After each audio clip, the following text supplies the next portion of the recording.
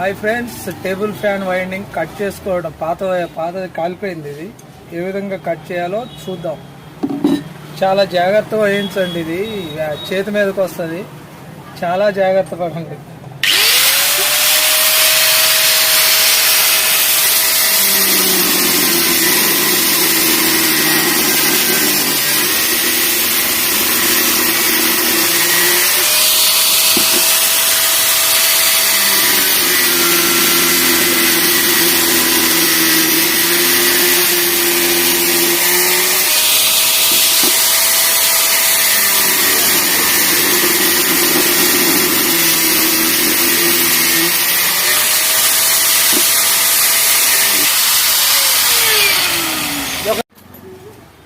Core cut అవ్వకుండా cut చేసుకోవాలి. ఈ విధంగా వస్తుంది.